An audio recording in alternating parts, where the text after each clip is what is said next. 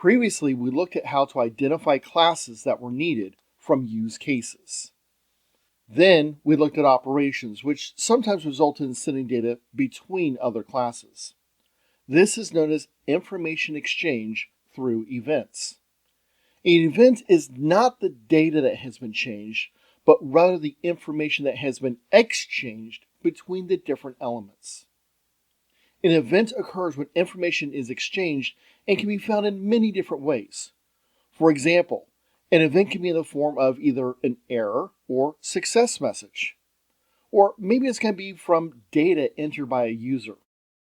Even data sent between two systems could count. Plus, there's many others. Once an event has been identified, you will need to link the events to the appropriate classes so that information can be captured and therefore used appropriately.